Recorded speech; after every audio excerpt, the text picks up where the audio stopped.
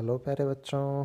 तो स्वागत है फिर से आपका साइंस की बुक क्लास 6 चैप्टर 2 के पार्ट 3 में। बच्चों पार्ट 1 में और पार्ट 2 में हमने देखा कि हमें कैसे बेसिक से टेस्ट करके पता चल सकता है कि किस में कार्बोहाइड्रेट है, किस में प्रोटीन है, फैट्स है। इनके टेस्ट हमने पढ़े डिटेल में। फिर हमने पढ़ा कि कौन कौन से फूड आइटम्स में हमें कार्बोहाइड्रेट मिलते हैं और कौन कौन सा में फैट मिलता है। ठीक है बच्चों, हमने देखा कि देखो ये सारे फूड आइटम से हमें मिलता है कार्बोहाइड्रेट। नीचे हमने देखा कि इनसे हमें मिलता है फैट, इनसे और इनसे। ये हमारे हैं एनिमल सोर्सेस, प्लांट सोर्सेस, और ये हैं हमारे एनिमल सोर्सेस। ठीक है बच्चों, ये हम पार्ट 2 में देख चुके हैं, इसलिए मैं यहाँ पे शॉर्टकट में बता रहा हूँ आपको। अगर आप चाहें आपको डिटेल में जाके देखना है तो आप पार्ट 2 जाके देख सकते हैं, जिसका लिंक कमेंट बॉक्स और डिस्क्रिप्शन बॉक्स दोनों जगह आपको मिल जाएगा। तो ये बच्चों आपको लिख लेना है, याद कर लेना है, ये आपके बहुत काम आने वाला है। तो आपको ये चीज़ें ध्यान रखनी है कि किन चीज़ों से हमें कार्बोहाइड्रेट मिलते हैं, किन से हमें फ़ैट मिलता है। आगे हम प्रोटीन के बारे में पढ़ेंगे। फिर जैसे जैसे हम चैप्टर में आगे बढ़ेंगे तो और भी इंटरेस्टिंग चीज़ें आएंगी कि प्रोटीन की कमी से क्या दिक्कत हो सकती है, विटामिन की कमी से क्या दिक्कत हो सकती है। तो चलिए धीरे धीरे हम आगे बढ़ते हैं।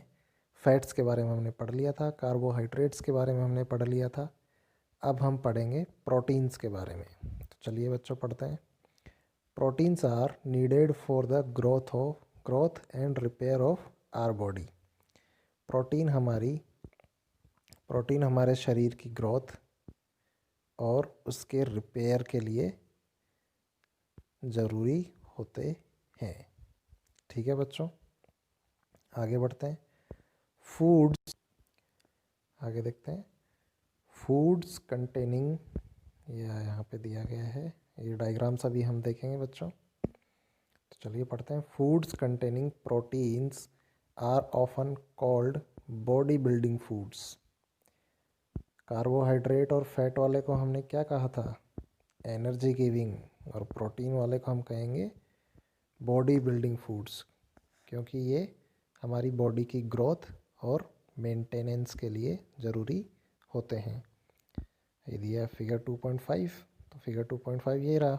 इसमें हम देखते हैं कि कौन किस किस चीज़ों से हमें प्रोटीन मिलता है। तो इस डायग्राम में दिया है सम सोर्सेज ऑफ प्रोटीन। पहला है प्लांट सोर्सेज और दूसरा है एनिमल सोर्सेज, सेम जैसे हमने फैट में पढ़ा था। तो चलिए देखते हैं। तो ये डायग्राम हमें दिया है बच्चों। तो इन सब चीज़ों से हमें प्रोटीन मिलता है। किससे किससे मिलता है ये आपको बच्चों याद रखना है, नोटबुक में नोट करना है, और ये आपके एग्ज़ाम्स के लिए भी इम्पोर्टेंट है। ठीक है बच्चों। तो सोयाबीन हो गया, पीज़ हो गया यानी मटर हो गया, बीन्स हो गए, बीन्स में बहुत सारी चीज़ें आ सकती हैं। किडनी बीन आ गया, राजमा आ गया, सिंपल बीन आ गए, दाल हो गई बच्चों, मूंग हो गए, ग्राम हो गए, ग्राम मतलब चने हो गए। इन सब से हमें प्रोटीन मिलता है। और ये क्या है सब?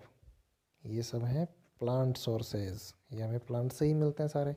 तो प्लांट सोर्सेज हो गए। दूसरा डायग्राम देखते हैं। ये है बच्चों एनिमल सोर्सेज, क्योंकि ये सब हमें एनिमल से मिलते हैं। देखते हैं चलिए। एग हो गया, पनीर हो गया, मिल्क यानी दूध हो गया, फिश हो गई और मीट हो गया। ये बच्चों इन सब से हमें प्रोटीन मिलता है। और ये सब क्या है? एनिमल सोर्सेज हैं, क्योंकि ये सब हमें एनिमल से मिल रहे हैं। पनीर बच्चों दूध से ही बनता है और दूध एनिमल से बनता है। क्लियर है बच्चों? मुझे उम्मीद है कोई डाउट नहीं होगा, क्योंकि इसमें ऐसा कुछ समझाने का है नहीं। इसमें ये लर्न करना है कि इनसे हमें प्रोटीन मिलता है, इनसे हमें फैट मिलता है, इनसे हमें कार्बोहाइड्रेट मिलता है, इनसे हमें विटामिन मिलते हैं। और बच्चों एक ही चीज़ में अलग अलग चीज़ें भी हो सकती हैं, जैसे दूध में प्रोटीन भी हो सकता है, और किसी फूड आइटम में प्रोटीन भी हो गया, विटामिन भी हो गया। फैट भी हो गया। ज़रूरी नहीं है कि एक चीज़ एक ही आइटम मिलेगी, एक ही आइटम में कई चीज़ें एक साथ हमें मिल सकती हैं। इसलिए आप देखेंगे कि इनके एग्जांपल्स जो हैं वो कई एक दूसरे से मैच कर रहे हैं, मतलब 2-3 चीज़ों में वो सेम ही हैं। ठीक है बच्चों, तो इसमें कंफ्यूज नहीं होना है। चलिए आगे बढ़ते हैं। वाइटामिन्स हेल्प, ये प्रोटीन हमारा ख़त्म, अब वाइटामिन्स पढ़ेंगे। Vitamin help in protecting our body against disease. Vitamins हमें हमारे लिए क्यों इम्पोर्टेंट होते हैं? क्योंकि ये हमारी बॉडी को, हमारे शरीर को बीमारियों से लड़ने की ताकत देते हैं। ये हमारे शरीर की बीमारियों से रक्षा करते हैं। चलो आगे बढ़ते हैं। Vitamins also help in keeping our eyes, bones, teeth and gums healthy. बीमारियों से लड़ने के अलावा विटामिन हमारे हड्डियों को, हमारे दांतों को, हमारे गम्स यानी मसूड़ों को हेल्दी रखते हैं। ठीक है बच्चों।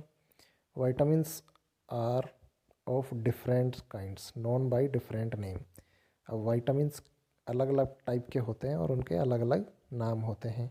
चलिए देखते हैं। Some of these are vitamin A, vitamin C, vitamin D, ये आपने सुना भी होगा। तो ये सब विटामिन्स अलग अलग होते हैं और इनके अलग अलग नाम हैं। विटामिन ई एंड के ये भी होते हैं। There is also a group of vitamins called vitamin B complex. बच्चों विटामिन बी कॉम्प्लेक्स एक विटामिन्स का ग्रुप है। इसमें कई सारे विटामिन होते हैं, जैसे B12 हो गया, B10 हो गया, ये सब का एक ग्रुप है। उन सबको मिला के हम बोलते हैं बी कॉम्प्लेक्स। ठीक है बच्चों, कोई कन्फ्यूज़न आपको इसमें नहीं रहना चाहिए। तो चलिए आगे बढ़ते हैं।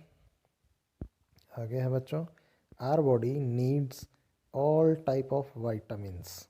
हमारी बॉडी को सभी प्रकार के विटामिन्स की ज़रूरत पड़ती है, क्योंकि अलग अलग विटामिन का अलग अलग काम होता है। तो आगे हम देखेंगे कि क्या क्या काम होता है। तो चलिए आगे बढ़ते हैं।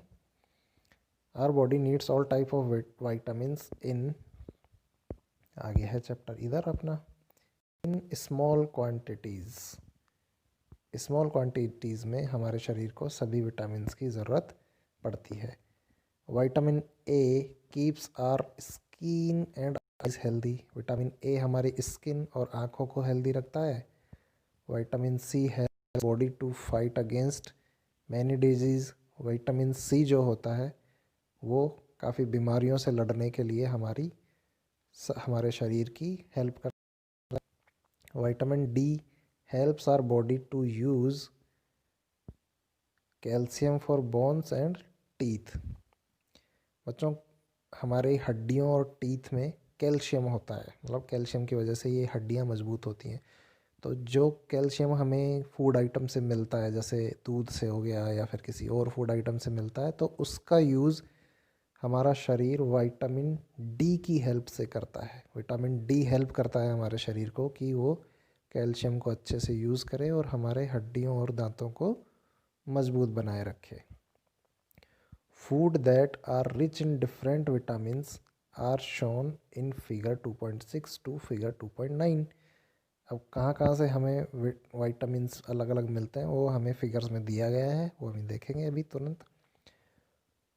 तो चलिए देखते हैं फिगर्स कौन कौन से हैं 2.6 से 2.9। तो फिगर 2.6 रहा ये है सम सोर्सेज ऑफ ए। तो बच्चों बताओ विटामिन ए के कौन कौन से सोर्सेज हैं? मिल्क है, फिश ऑयल है, ये क्या है बच्चों? ये कैरेट है, ये पपाया है और ये मैंगो है। तो इन सबको हमें ध्यान रखना है और हमें याद करना है कि विटामिन ए हमें किस किस से मिलता है। कैरेट से मिल गया, पपाया से मिल गया, ये कैरेट है, ये पपाया है, मिल्क है, फिश ऑयल है, मैंगो है, कैरेट तो कर ही लिया हमने। तो ये बच्चों सब हैं विटामिन ए के रिच सोर्सेज हैं। ठीक है। नेक्स्ट डायग्राम है हमारा some source vitamin B. Vitamin B हमें किस किस से मिलता है? ये मिलता है बच्चों लीवर से, कुछ जानवरों के लीवर से। जैसे कोई मटन खाता है, मटन का लीवर, उसमें हमें विटामिन बी मिलेगा। ये क्या है बच्चों? ये है हमारे राइस और ये है गेहूँ। ठीक है बच्चों, तो बच्चों ये गेहूँ भी हो सकता है और जौ भी हो सकता है। इस डायग्राम में इतना क्लियरली समझ नहीं आ रहा, तो गेहूँ या फिर जौ में से एक हो सकता है। चलिए आगे बढ़ते हैं। आगे है बच्चों some sources of vitamin C 2.8। Vitamin C में क्या क्या है? आंवले से मिलता है, आंवला हो गया, लेमन हो गया, गुआवा यानी अमरूद, लेमन यानी नींबू, टमाटो यानी टमाटर, ऑरेंज मतलब संतरा, ऑरेंज, ये सब हैं विटामिन सी। तो बच्चों ध्यान दीजिए, ये सब कैसी चीज़ें हैं? खट्टी चीज़ें हैं। आंवला खट्टा होता है, नींबू खट्टा होता है, गुआवा थोड़ा थोड़ा कच्चा होता है तो अलग टेस्ट आता है उसमें, खट्टा खट्टा। ऑरेंज खट्टी होती है, टमाटो भी खट्टे खट्टे आते हैं। तो बच्चों जिनमें थोड़ा खट्टापन होता है तो समझ जाइए उनमें विटामिन सी आपको ज़रूर मिलेगा। ठीक है बच्चों, 2.9 फिगर है some sources of vitamin D. तो विटामिन डी में क्या है? Fish, egg, butter, milk, liver. तो आप बच्चों देख रहे हैं कि एग और फिश बहुत सारी चीज़ों में कॉमन है। हमने पढ़ा था यहाँ पे, प्रोटीन में भी पढ़ा था। प्रोटीन में भी हमने पढ़ा था कि एग था, फिश थी। देखो यहाँ पे है ना, एग रहा, फिश है, मीट है, ये सब चीज़ें कॉमन है। तो आपको कन्फ्यूज़न नहीं होना है, क्योंकि एक ही चीज़ से हमें कई सारे न्यूट्रिएंट्स मिल सकते हैं।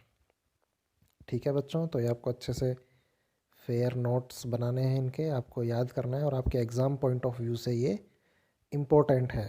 और बच्चों को डेली लाइफ में भी ये चीज़ें ध्यान रखनी चाहिए कि हमें कौन सी चीज़ से क्या मिल रहा है, ताकि आप अपने फूड क्वालिटी को मेंटेन कर पाएँ अपनी आवश्यकता, अपनी बॉडी की आवश्यकता के अनुसार, कि हमारी बॉडी को कितना क्या मिलना चाहिए, आपको उसकी अच्छे से जानकारी हो।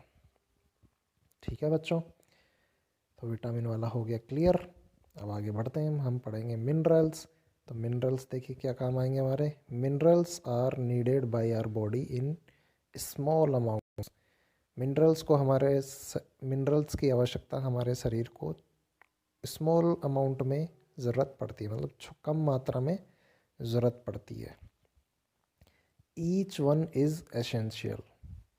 हर एक मिनरल ज़रूरी है। Each one is essential for proper growth of body and to maintain good health. अच्छी सेहत और हमारे शरीर की ग्रोथ के लिए कमी मात्रा में, लेकिन हर चीज़ की हमें ज़रूरत पड़ती है। Some sources of different minerals are shown in figure 2.10। अभी हम फिगर 2.10 देखेंगे। तो बच्चों यहाँ पे एक छोटा सा नोट सा दिया हुआ है, इसमें देखिए, our body also prepare vitamin D in presence of sunlight. बच्चों हमारा शरीर सनलाइट यानी सूरज की रोशनी की प्रेजेंस में विटामिन डी बना लेता है। इसीलिए लोग कहते हैं ना कि धूप में बैठना चाहिए, धूप से हमें विटामिन डी मिलता है। धूप से विटामिन डी मिलता नहीं है बच्चों, धूप की हेल्प से हमारा शरीर विटामिन डी बना लेता है, जो कि हमारे शरीर के लिए ज़रूरी होता है। तो चलिए बढ़ते हैं आगे फिगर 2.10 की तरफ, जिसमें हमें पता चलेगा कि कौन सी चीज़ों से क्या मिनरल्स मिलते हैं। तो बच्चों ये है हमारा फिगर 2.10। इसमें हम देखेंगे सोर्सेज ऑफ सम मिनरल्स। तो चलिए नीचे से ही देखते हुए चलते हैं। तो मिनरल्स में अलग अलग होते हैं। ये है सोर्सेज ऑफ कैल्शियम। पहला सोर्सेज ऑफ कैल्शियम कहाँ से मिलेगा? कैल्शियम हमें अंडों से मिलेगा और मिल्क से मिलेगा। ठीक है बच्चों, तो ये याद रखना आपको, कैल्शियम जो कि एक मिनरल है वो हमें मिल्क से मिलता है और एग से मिलता है, यानी अंडों से मिलता है। चलिए ऊपर देखते हैं, सम सोर्सेज ऑफ आयरन। ये भी आयरन भी एक मिनरल है जो हमें कहाँ से मिलता है? हरी सब्जियों से। ये देखिए हरे पत्तेदार सब्जी है, ये पालक भी हो सकता है या फिर सरसों की पत्तियाँ भी हो सकती हैं। ये लीवर हो गया, ये नाशपाती जैसा है, कुछ नाशपाती ही है, ये एप्पल हो गया। तो इन सब से बच्चों हमें आयरन मिलता है। आयरन का ये ऐसा है बच्चों, अगर कोई चीज़ आपने काटी और उसको थोड़ी देर छोड़ा, अगर वो डार्क ब्राउन होने लग जाए तो समझिए उसमें आयरन है। ये हमें पालक में मिलता है, एप्पल में मिलता है, लिवर में मिलता है। ठीक है बच्चों, चलिए ऊपर देखते हैं। अगला है सम सोर्सेज ऑफ फॉस्फोरस।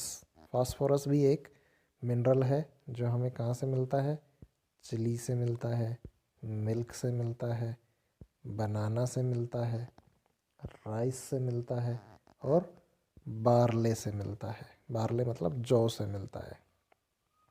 ठीक है बच्चों, तो ये सब आपको याद करना है, अच्छे से लिख लीजिए अपनी नोटबुक में। सम सोर्सेज ऑफ आयोडीन पढ़ेंगे अब, तो इनको आपको अच्छे से नोट बना लेना है ताकि आप बाद में भी इनको याद कर सकें, लर्न कर सकें, रिवाइज कर सकें अपने एग्ज़ाम के टाइम में। तो आयोडीन हमें कहाँ कहाँ से मिलता है? नमक से मिलता है, मछली से मिलता है, ये झींगा है इससे मिलता है, ये बच्चों हरी सब्जियां हैं, अदरक हैं, अदरक, हरी सब्जी, झींगा, नमक और मछली, इन सब चीज़ों से हमें आयोडीन मिलता है। ठीक है बच्चों, मुझे उम्मीद है ये अच्छे से आपको क्लियर हो गया होगा। तो चलिए अब आगे बढ़ते हैं। आगे बच्चों दिया है हमें मोस्ट फूड आइटम, ये देखिए यहाँ से पढ़ते हैं। Most food items usually have more than one nutrients. ज़्यादातर फूड आइटम्स एक से ज़्यादा न्यूट्रिएंट्स रखते हैं। मतलब most of the food items में, ज़्यादातर फूड आइटम्स में एक से ज़्यादा न्यूट्रिएंट हमें मिलता है। ये मैंने पहले भी बताया कि एक ही चीज़ में हमें कई सारे न्यूट्रिएंट मिलते हैं। You may have noticed this, notice किया है हमने, while recording your observation in table 2.2। Yes, वो यस नो वाली जो टेबल थी कि किस में प्रोटीन है, किस में स्टार्च है, किस में फैट है, तो हम देखेंगे कि एक ही चीज़ में एक से ज़्यादा चीज़ें होती हैं। However in a given raw material, एक कच्चे सामान में one particular nutrient may be present in much larger quantity than in others. अब ये हो सकता है कि किसी एक आइटम में कोई एक चीज़ ज़्यादा हो। जैसे फॉर एग्ज़ाम्पल हम ले लेते हैं, फ़िश ले लेते हैं। फ़िश में ये हो सकता है कि प्रोटीन बहुत ज़्यादा हो और बाकी सब मिनरल्स या बाकी सब न्यूट्रिएंट्स कम कम मात्रा में हों। लेकिन ये ज़रूर होता है कि एक ही आइटम में एक से ज़्यादा हमें चीज़ें मिलती हैं। किसी और चीज़ में कुछ और न्यूट्रिएंट ज़्यादा हो जाएगा, कुछ और कम हो जाएगा, तो ये हो सकता है। ठीक है, for example rice has more carbohydrates than other nutrients. जैसे चावल में कार्बोहाइड्रेट बाकी न्यूट्रिएंट्स की मात्रा में ज़्यादा होता है। Thus we say that rice is a carbohydrate rich source of food.